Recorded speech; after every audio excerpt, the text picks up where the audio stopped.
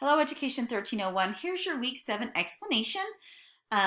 We're going to be shifting over to look at other perspectives that are going to be in the classroom, and then how do you modify lessons and teaching to meet these different perspectives that are going to be in the classroom. So when we look at this, we're looking at SLO2 about other perspectives in the classroom. You've got a quiz and you have 2 assignments.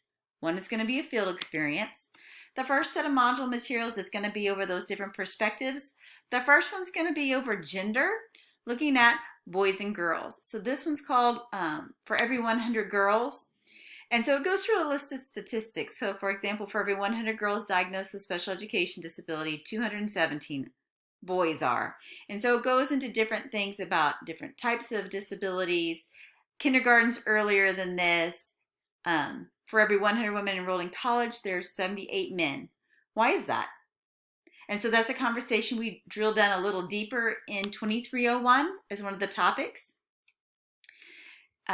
Disability or ability based. And so this is done by another state, and it's the process of you go from, I think my student needs additional help from special ed. How do I get them in there? So it's this, and this is really designed for parents because it's a process and you need to learn it. And so when you are trying to figure out if your child has an exceptionality, there are lots of layers and emotions that go into that.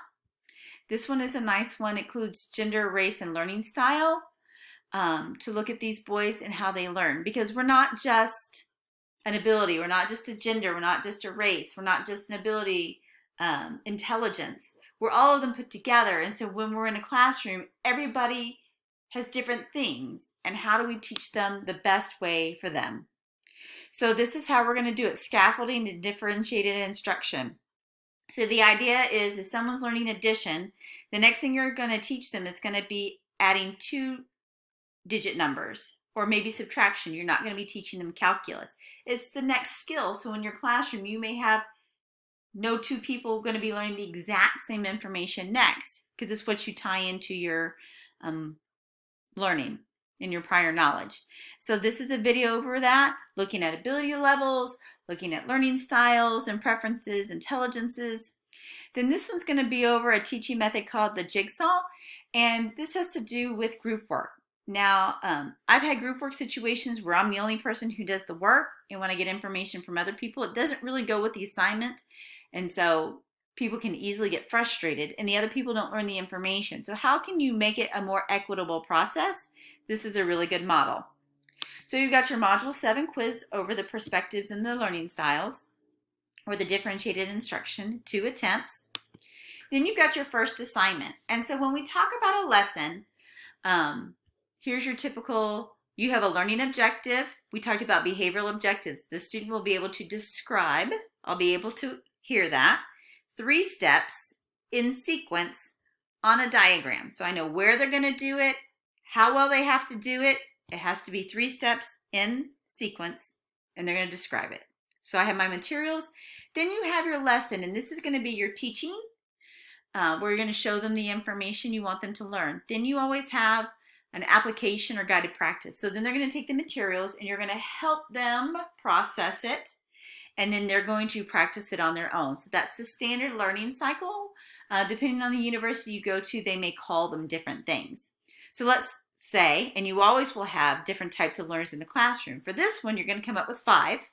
One is in multiple intelligence, one is a learning style, one is exceptionality, so ADHD, autism, hearing impairment, an intellectual disability, someone who has a conduct disorder, anything.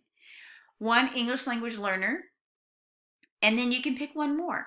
So if you're really going to go into bilingual education, you may want to pick this one. If you're going to go into special ed, you may pick this one.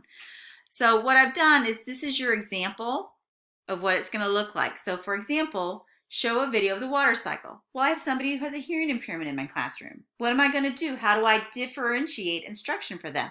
Oh, I'm going to make sure that the video is closed captioned, and I offer that explanation of why. Then I have English language learners in my class. How can I possibly support them additionally in the classroom? So I'm going to have a diagram.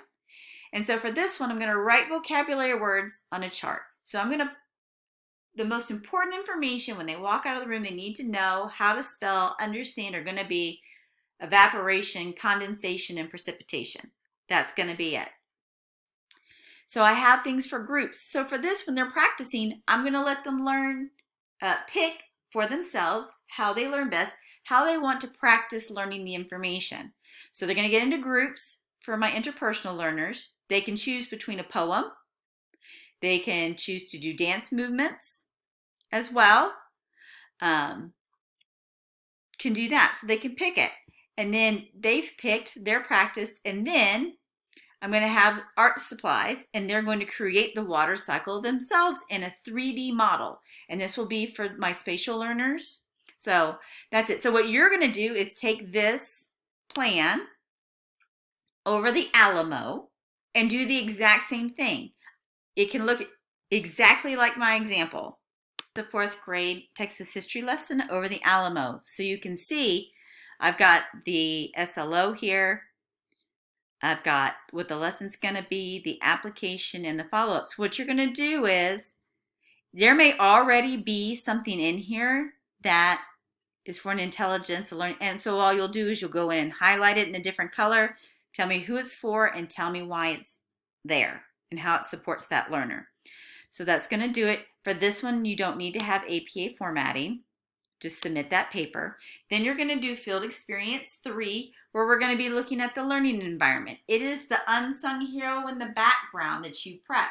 And one of the things to think about is sometimes you walk into classrooms and it looks like something's thrown up all over the walls. Kids need a space in the room to center where there's nothing on the walls that allows them to focus and to center themselves. Is really important for our friends with ADHD and autism, where the environment can be overstimulating. And so it's a way to help bring them down, so having an empty space in the room. So here's what I want you to do. What I have here is I want you to watch the virtual classroom, because who knows how long virtual teaching is going to be around in public education. What it's going to look like is in a process of evolving. Higher education's been doing online for a long time. I say long time, but it's been relatively recent. But we've evolved. There's a lot of research, and so public education is just now starting where higher education was 10, 15 years ago. And so watch this one, and then I give you 2 choices, an elementary, here's 2 middle, and here's 2 high school. So pick 2 rooms that you really like. So if you definitely know you want to be elementary, or if you want to see the difference between elementary and high school, go right ahead. And so for each one of these, here's the how does the virtual environment impact the setup? There's that one. And then here's the ones right up for both of the rooms. And then you probably won't be able to do the smells or the sounds, but that's from when you go in. And I want you to think about, even in this assignment, like it makes a difference if it smells like sweaty 10-year-olds right after PE, or it smells like a warm baking chocolate chip cookie. Like that makes a difference. There's research that says the smell of peppermint helps trigger memory. So you may have that on when people are taking a test. There's strategies like that. And sounds. Is someone always talking? Is there a low hum? Is it completely silent? Like that impacts learning as well. And so I'll go in and make changes here, but what I want you to do is compare the 2 classrooms. So that's going to be your week 7 explanation, and I look forward to seeing your feedback.